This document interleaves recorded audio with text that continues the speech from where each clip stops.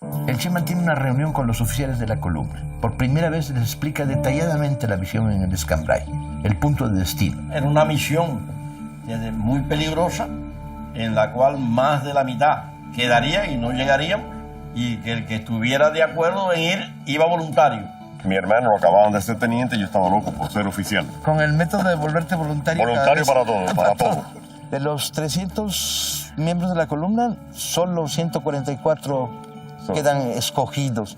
Todo el mundo, cuando había un momento de peligro, clavaba los ojos en el Che, y la gente tenía ánimo.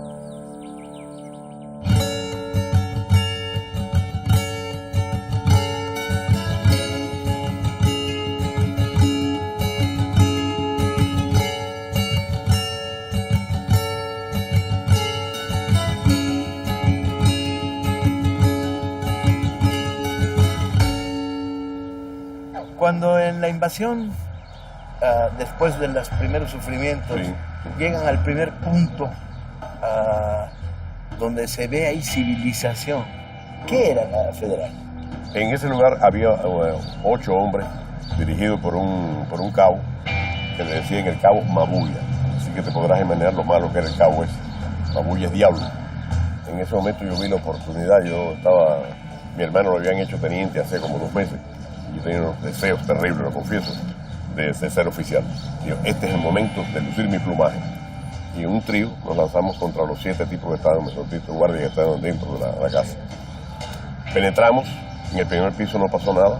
Cuando subimos al segundo piso nos recibieron una balacera terrible. Entonces a mí me dieron 2 tiros, 2 heridas en los brazos. En eso ya habían entrado un grupo de gente y dominamos los guardias. Así que con las 2 heridas tenía una situación muy crítica. No tenía transfusión de sangre, pesaba 110 libras, tenía fiebre palúdica. Y tú no estabas muy golpeado, era tu hermano el pequeñito. Y viendo que se podía desangrar y morir. ¿Qué iba a hacer? Yo lo llevaba en el caballo, montado atrás en la parte de atrás de la zanca, él en la montura, una almohada, y yo manejando el caballo. Y atravesando, pero eran lugares de monte, marabú, pantano, etc. Y como a las 4 de la mañana, él ya nos decía que no, bájame, Rogelio, bájame. Y entonces lo bajamos, lo montamos en una hamaca, pero la cantidad de mosquitos que había no le pasaba la mano por la cara y era sangre pura, porque los mosquitos eran muy difíciles. Entonces lo llevaron a una casa, en la casa el Che lo reconoció. Yo pienso, y estas son elucubraciones mías, que alguien le dijo, este pobre diablo no tiene posibilidad de subsistir, va herido, tendrá un 10% de posibilidades de librar. Y estaba loco por ser teniente. Y bueno, el Che de forma muy especial en su género me dijo, no se ponga a hablar tonterías de que usted es capitán, que usted nada más que es teniente. De esta forma así, un poquito palabras más fuertes, me lo dijo.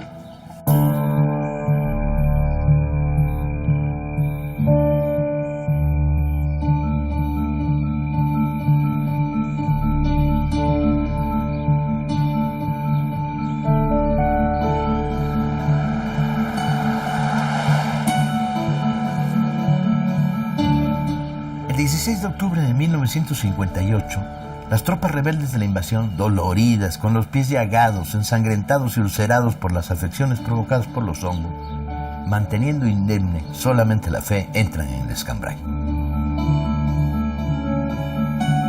Cuando vieron por primera vez el Escambray allá a lo lejos, ¿qué? Ay, eso fue la alegría más grande. Una mancha azul en el horizonte. Y eran las lomas del Escambray que se veía desde donde estábamos en el llano. Y aquello fue una alegría cuando vimos las lomas del Escambray. ¿Por qué? Estábamos acostumbrados, llevábamos más de año y medio en la Sierra Maestra. O sea que ya le teníamos amor a la loma. Además sabíamos que la loma era la protección nuestra. Pues, la llegada de la columna al Escambray fue posible gracias a que esta era una zona organizada. Traía una misión unitaria, de unificar las fuerzas antibatistianas que estaban actuando en la provincia de Las Villas.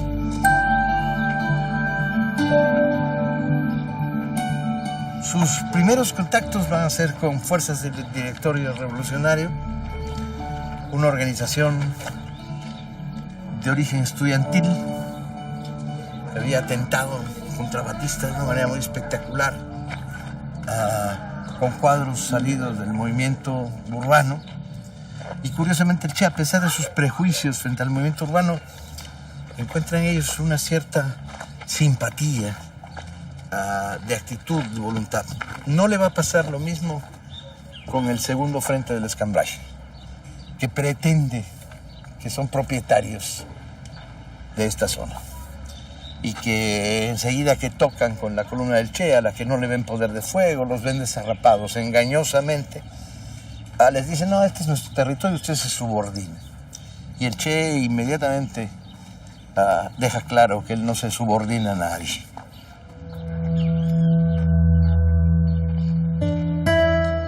Todo va empeorando con el segundo frente, a los que le dicen: pues si ustedes tienen un cuartel aquí del ejército al que no han podido sacar de la misma zona de la sierra, en Guinea. Y el Che dice: si ustedes no lo sacan, lo saco yo, a tiros.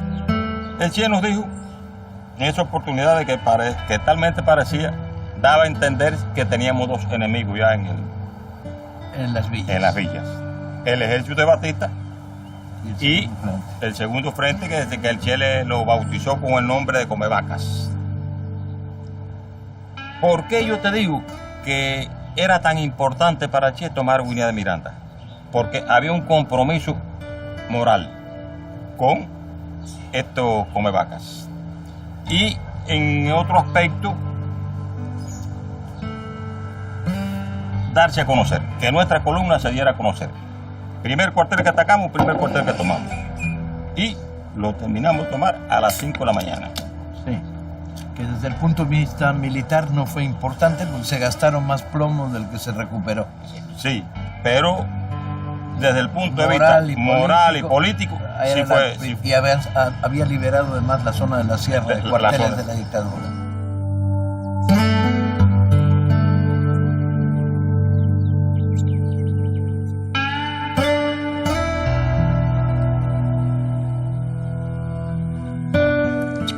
Oye, ¿cuál era la comandancia del Che? ¿Dónde estaba la casita? Aquí estableció el Che su comandancia, estaba la comandancia del directorio y finalmente, después de todas las negociaciones con las fuerzas locales, se firma lo que se conocería como el Pacto del Pedrero, en noviembre, fines de noviembre del 58, entre el directorio y el 26 de julio.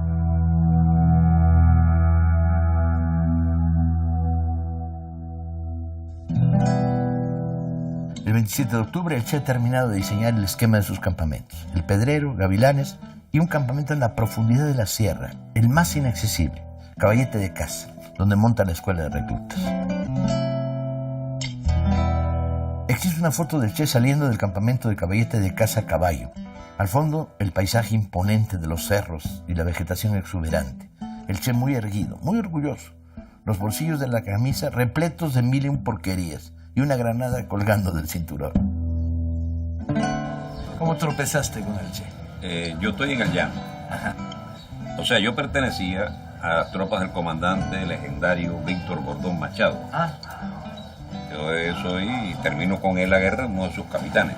En el mes de noviembre ordena que yo me presente en Gavilanes, donde se encontraba él en ese momento, con 90 hombres. Fue muy impresionante. Yo nunca había observado un bombardeo con todas de la ley. A veces la avioneta nos tiroteaba, nos ametrallaba, pero un bombardeo. Aquí eran B-26. Aquí eran B-26, aquello era muy serio.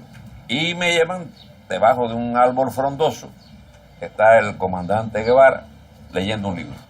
Traté de presentarme, de hablar, y me lo impidió. Si no me daba cuenta que con el ruido no se podía hablar. Él siguió leyendo y yo, con una dosis bastante alta de... usted comprende. Pero bueno, pasó el bombardeo, se retiraron y ahí conversamos. Ese fue mi primer encuentro con él. De aquel pelotón, él mandó una parte para la escuela, otra parte me lo dejó como pelotón mío y otra parte lo distribuyó entre los pelotones de los demás jefes que él tenía allá en el Escambray. Si yo te fuera a hacer un resumen, te diría que lo que más me impresionó del Che y me sigue impresionando, para mí sigue siendo, no soy creyente, pero para mí eso sigue siendo un reflejo divino, es el ejemplo. Sí. El Che predicaba con el ejemplo. Nunca le pidió a nadie que hiciera lo que él no hacía. Lo que él no hacía. Y además, por lo más simpático, lo más interesante, es que él jamás pidió a nadie que hiciera lo que él hacía, y lo hacía con la mayor naturalidad. Sin espaviento ninguno, sin alarde ninguno, como una cosa natural. Se conducía naturalmente en un combate. En momentos difíciles, él ahí, presente junto a sus hombres, en medio de un combate. Por esos días, una comisión de la red urbana del 26 de julio sube al Escambray a encontrarse con el Che. Entre sus miembros está Aleida March, una activista de Santa Clara que había tenido intervenciones importantes como mensajera y en el traslado de combatientes durante la huelga de abril y el levantamiento de Cienfuegos, y quien formaba parte del grupo que dirigía la acción en las villas. Alberto Castellanos, uno de los escoltas del Che, cuenta: Aleida y el Che se enamoraron. Digo eso porque cuando la vi le tiré un piropo y por la forma de que el Che me miró me dije: sal de ahí que nada tienes que hacer. Ante la consolidación de la zona, hay una ofensiva a fines de noviembre y principios de diciembre del ejército. Y con lo que había aprendido el Che en la ofensiva batistiana de la Maestra, con eso tiene. Sistema de emboscadas replegándose, ni los tanques logran pasar. Y entonces empieza la ofensiva. ¡Suá! Tendiente a ir finalmente hacia Santa Clara. Pero no la diseña en el papelito y dice ahora esto, ahora esto. No, la diseña improvisando.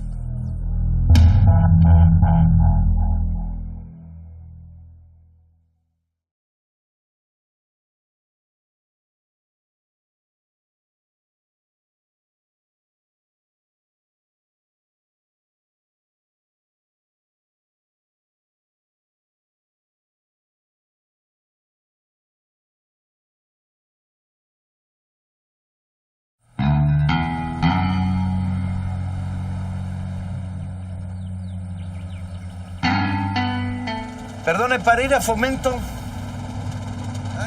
Para ir hacia Fomento. Acá y después a autopista y después derecho. Hay que ir a la autopista otra vez, ¿no? Sí. Está bien, gracias.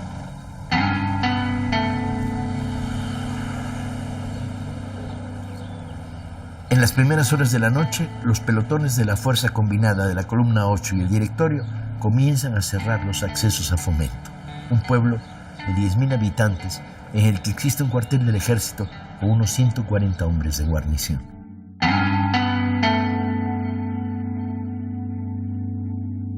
Buenos días, buenos días.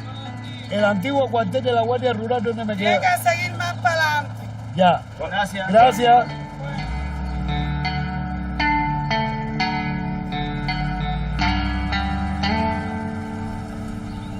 El cuartel estaba aquí, va desaparecido, fue destruido por los rebeldes y queda una placa conmemorativa que dice: aquí estaba el cuartel.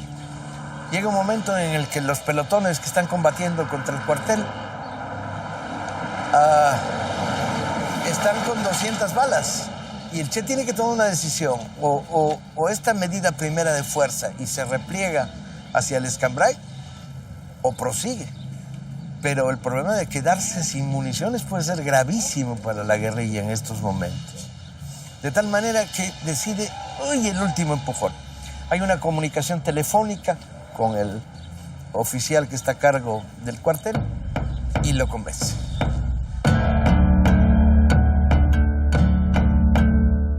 Y la parte curiosa de la historia es que el oficial a cargo se va a sumar al ejército rebelde y va a pedir que le pongan un brazalete el 26 de julio y va a seguir campaña con ellos en las siguientes operaciones. La clave es el botín. 2 jeeps con letrita del Che anotado minuciosamente, 3 camiones, un mortero, una ametralladora de calibre 30, 138 fusiles y ametralladoras ligeras y 9.000 balas. El respiro que necesita para las siguientes operaciones en lo que se va a convertir en la guerra del relámpago, ahí está. Curiosamente, la lista incluye 18 pares de zapatos, 4 máquinas de escribir, el Che debía estar contentísimo por el botín, y un reloj despertador.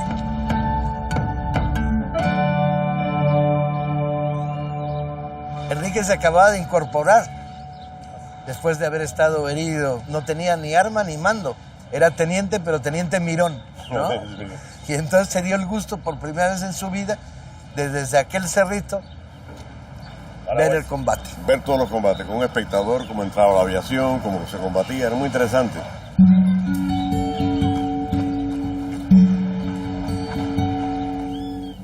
Hay una foto en particular que resume la victoria de Fomento. Sobre un jeep con una enorme bandera cubana que cuelga de una pared y cae sobre la parte trasera del vehículo y otra cubriendo la parte delantera. El Che, de pie sobre el asiento, habla a una multitud que lo rodea y lo mira fijamente.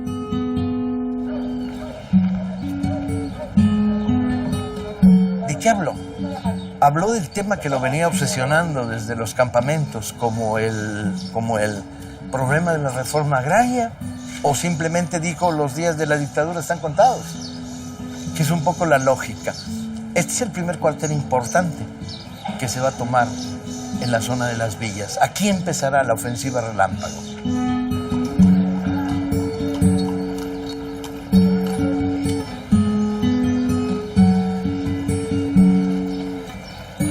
La primera sensación cuando uno sigue fotográficamente las andanzas del Che en las villas es que aquí hay un contacto masivo con la población.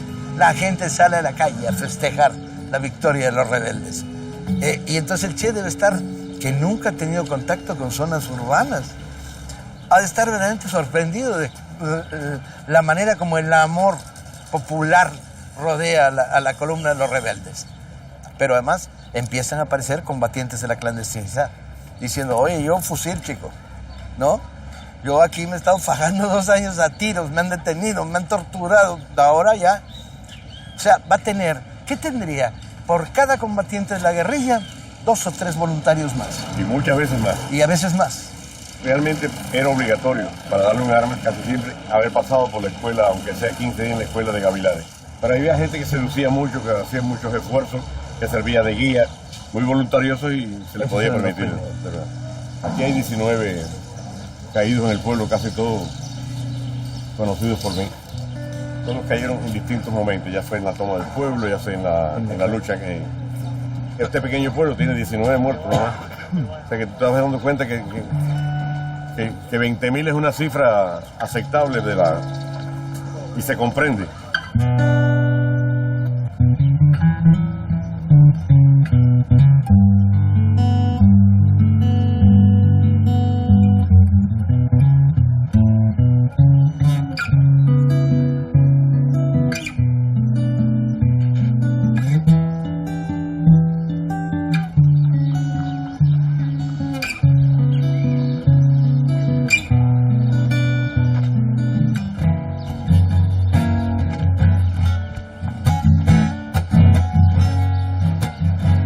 Buenas tardes. Espero no disturbarlos ni molestarlos, pero andamos haciendo un documental sobre el Che, y como el Che era tremendo ajedrecista, vinimos a visitarlos. Tengo registradas un montón de fotos del Che ajedrecista. Él impulsó el movimiento del sitio Kung Fu. Entre los jóvenes.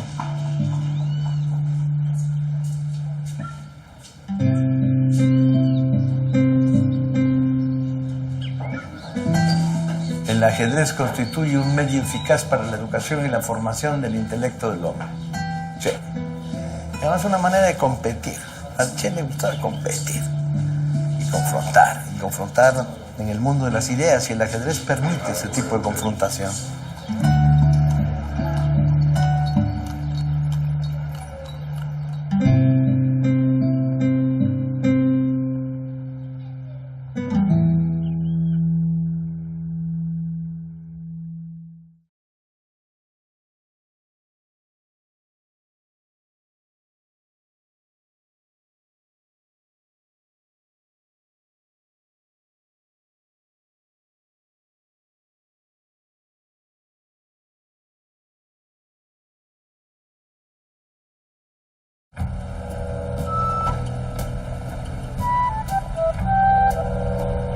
Visto el desarrollo exitoso de la lucha por la liberación en el territorio de las villas, se declara territorio libre de Cuba al comprendido por los centrales Natividad, Amazonas, Santa Isabel y Agabama. Comandante Che Guevara.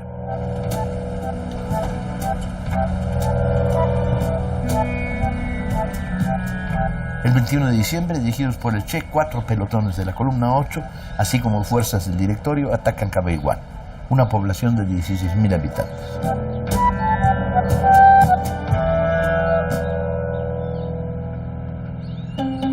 Buenas, ¿cómo está usted?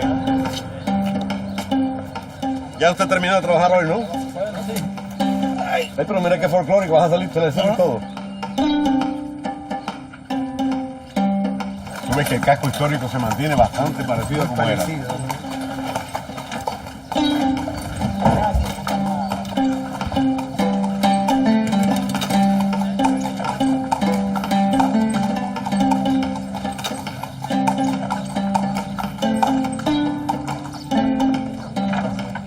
Chicho, muchísimas gracias. Un cojo ayuda a un manco. cojo ayuda al otro cojo. Los cojos ayudan unos a otros. Oye, está muy tenebroso esto. En el patio de esta casa él se fracturó su brazo izquierdo el 21 del 12, durante el ataque al cuartel. En el proceso de acercarse al cuartel, va a treparse, engancharse con una antena de televisión, caer, y van a tener que levantarlo porque tiene una herida en la ceja, ahí no se le ve bien, y la muñeca jodida. Pero además descubren que tiene una media fractura en el codo. Fernández Mel, que viene con la columna, le dice: hay que inyectarte un analgésico, y el Che se niega porque piensa que lo puede adormecer en momentos donde el combate está en su máximo apogeo. Él iba a brincar de una cerca a otra y se cayó. Y se cayó sobre el codo y se hizo una fractura incompleta de los lécaros. Ahora todo el mundo le puso el yeso y todo el mundo lo curó. No, yo fui el que se lo puse. Además, él confiaba en mí. Etcétera. Por supuesto, yo se lo puse y él se lo quitó cuando le dio la cara. O sea, como sí, así era. Tú lo ves por ahí con eso hasta que un día llegó y se lo quitó.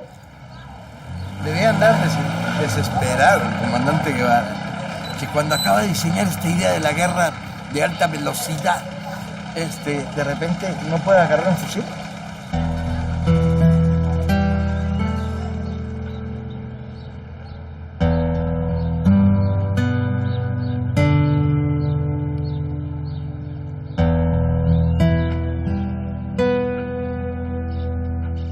Este es idéntico. Este era un pueblo que tenía así mucha vida. Era un pueblo que tenía negocios de tabaco, una fábrica de tabaco. Y se mezclaban las casas de madera junto con pequeñas construcciones un poquitico más modernas.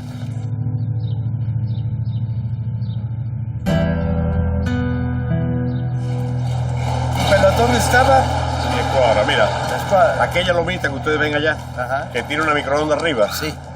aquella microonda que ustedes así, pintada de azul, habían 10 guardias. Los aviones ametrallaban atrás para no hacerle daño a su tropa.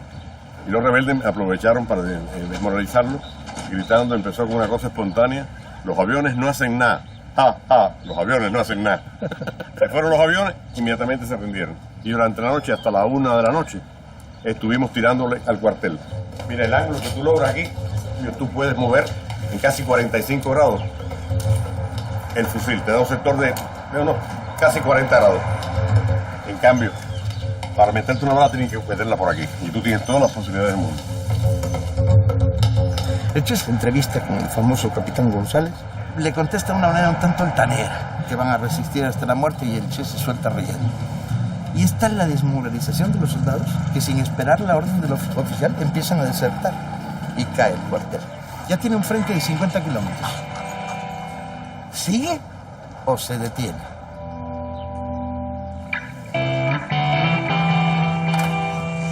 No, con las lluvias.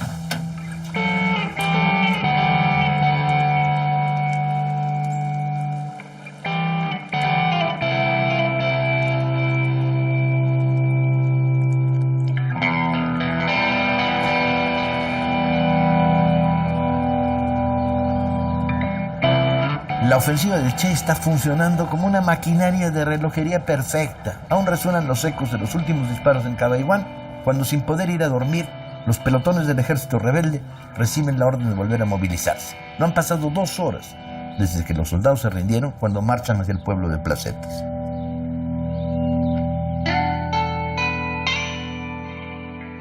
Estamos combatiendo en Placeta. Ajá. Se van tomando las distintas posiciones, pero hay 2 lugares que no se toman. Esas no se habían tomado. Una era el elevado y otra el cuartel donde estaban la mayor parte de los soldados enemigos. Estaba el vaquerito y estaba yo.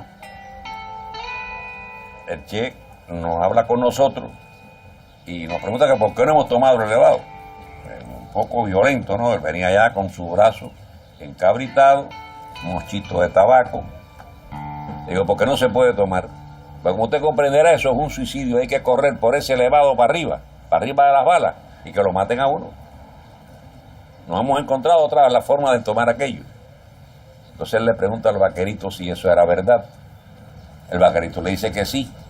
Y él le dice al vaquerito, ¿y para qué tú eres jefe de un pelotón suicida? Suicídate. Pues se vira a decir, ¿a qué tú viniste a la guerra? ¿Para qué tú eres capitán? ¿Tú crees que tú estás en La Habana? No, tú estás aquí en la frente de combate. Tienen 20 minutos para ponerse de acuerdo y tomar eso.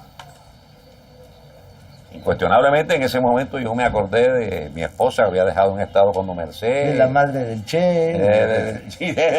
Me acordé de unas cuantas. De unas cuantas personas me acordé. Bueno, pero a la señalada, a correr.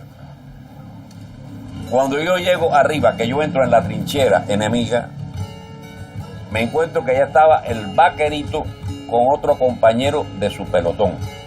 El tercero soy yo y hay un cuarto. Y detrás todos los demás. Pero hay un cuarto que con su brazo encabritado y una pistola en la mano subió con nosotros.